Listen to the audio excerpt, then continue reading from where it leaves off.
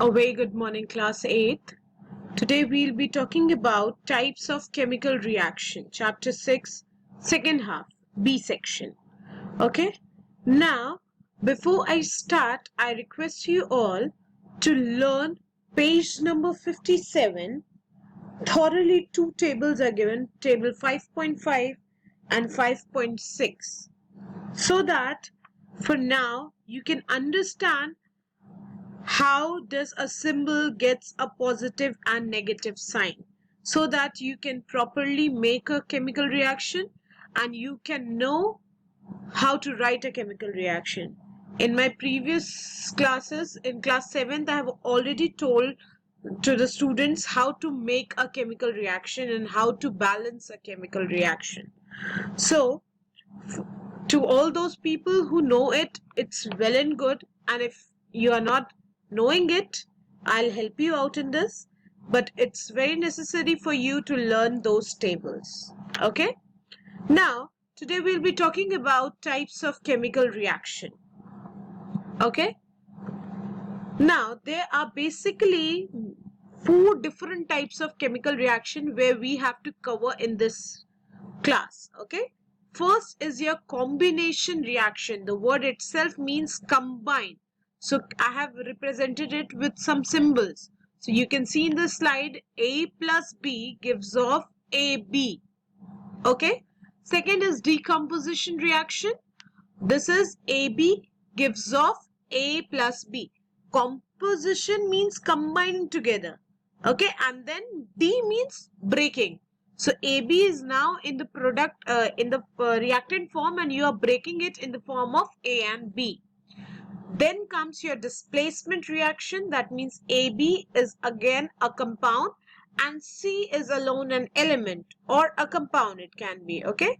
Now what happens? C combines with B, leaving aside A. That means A is being displayed by C. Then double displacement reaction, I have shown it with AB plus CD. Now can you see this? A is going with D and B is combining with C. So what is the product that you are getting? CB plus AD. Okay, this is just the general content. Then further in your book you have types of double displacement reaction also. So there we have to study 2, that is precipitation reaction and neutralization reaction. Now we'll take all these reactions one by one. Okay. First one is your combination reaction. First one is your combination reaction. Okay. Now what happens? This is a reaction in which 2 substances combine to form a single substance. Okay.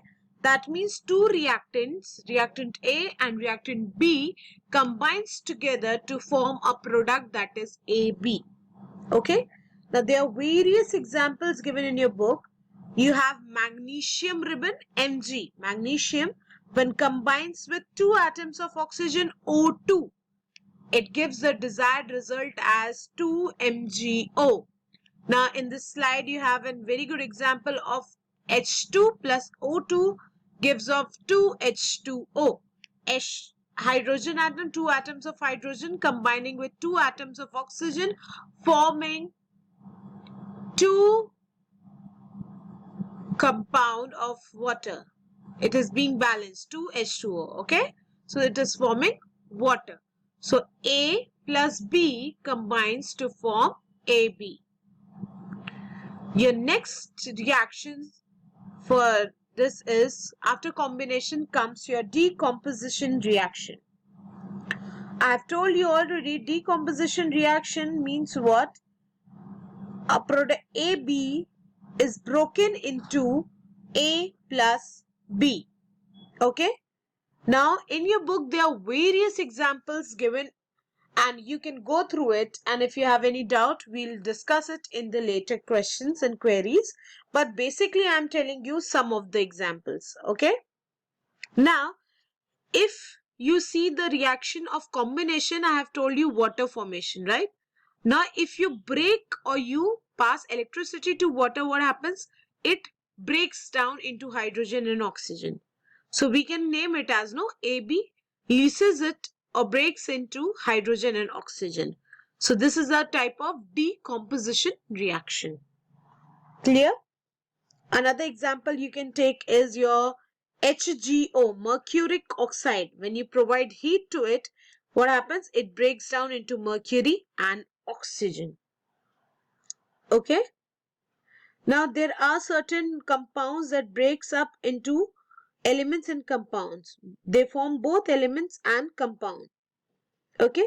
Example in your book is given of potassium nitrate, KNO3. In the presence of heat, what happens?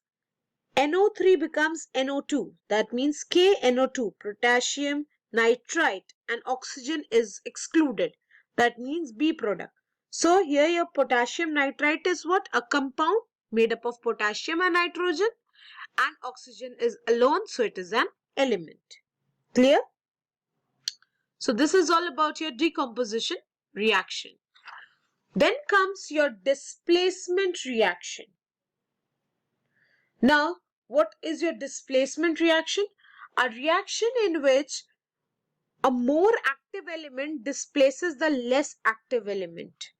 Now, there are certain, when you will study metal activity series, in my next video, I'll be telling you what actually is metal activity series and how can you know that which element is highly reactive. So, for now, you can understand there are elements, they have their difference in their reactivity. That means their strength or their power lies how much reactive they are. They have a tendency to react and combine with the other element. Okay. Now, displacement reaction is what? Suppose you have AB plus C gives off CB plus A. Here, what happens?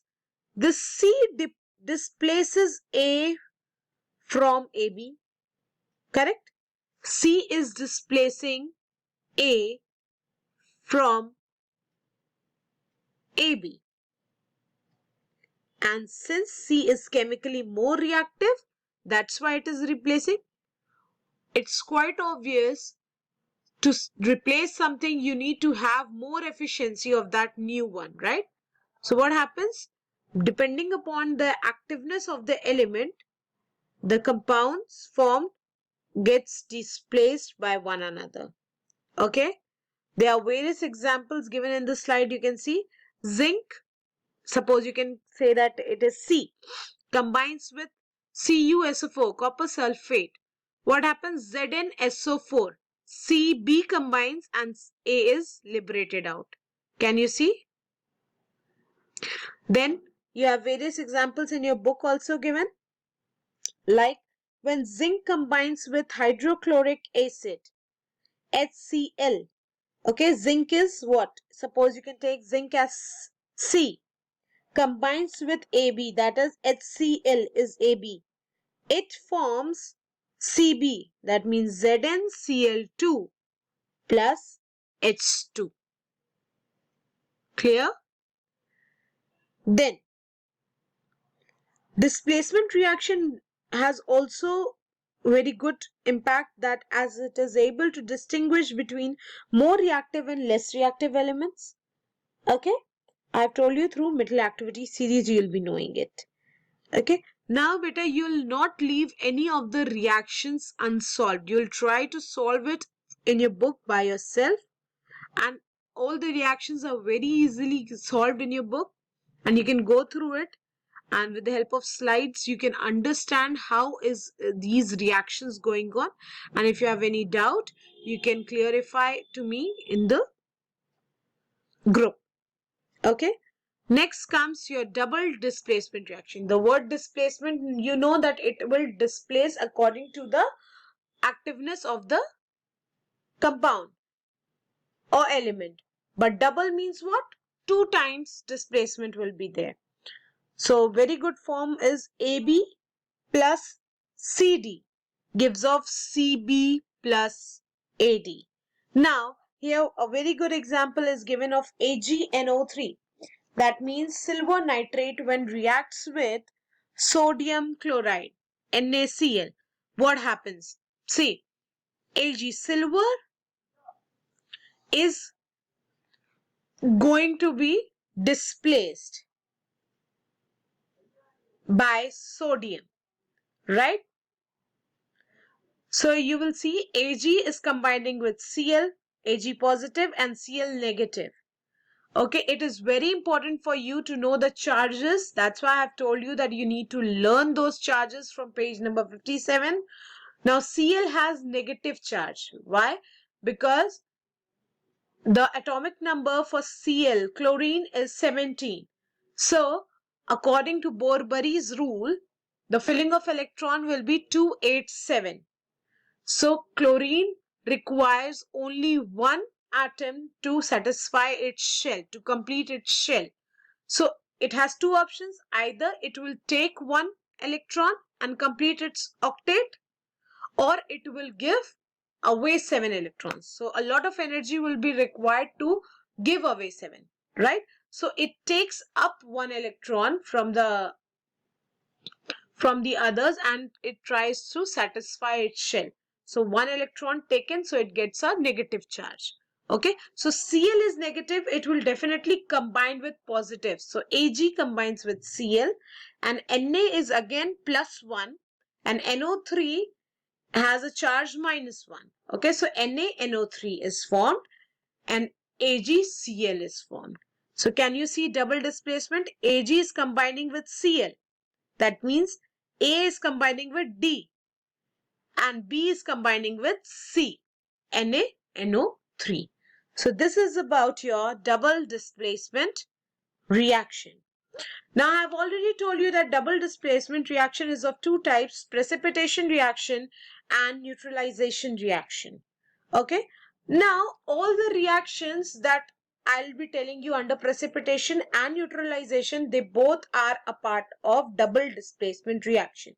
The term precipitation means what?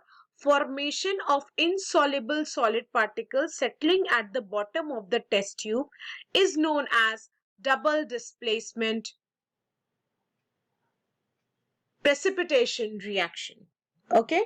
Now, what happens in precipitation reaction?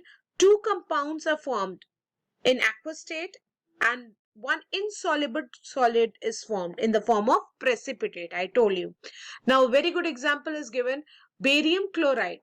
It is in aqueous form. Okay, when it combines with sodium sulfate, sodium is Na2 and sulfate SO4. Okay, now here displacement is taking place. Ba is combining with SO4 and you can see a downward arrow in the reaction after BaSO4. Can you see this? Now this BaSO4 downward shows that it is being precipitated. PPT you write, no? So this is precipitation. So it settles down in the form of white color. Okay, white solid particles settle down and sodium chloride is being formed in the aqueous state. So can you see precipitation is being formed during double displacement reaction? So this is a precipitation reaction. Okay, next comes is your neutralization reaction. Very easy for you to understand. A neutralization reaction is a chemical reaction in which what happens? A base or an alkali reacts with an acid to form salt and water. Okay? And you need to understand this very carefully, that an acid when reacts with base forms salt and water. So there are various examples given in your book. One of them is your sodium hydroxide when combines with HCl or H2SO4, it forms sodium sulfate and water is being released. So what is happening? HCl is acid and NaOH is base in the slide. Okay, it combines together to form salt. You know, sodium chloride is salt. So HCl when combines with NaOH, it forms NaCl and it liberates water, H2O. So such type of reactions is known as a neutralization reaction. And there are certain indicators That means they are used to tell that whether a particular thing is acidic or basic.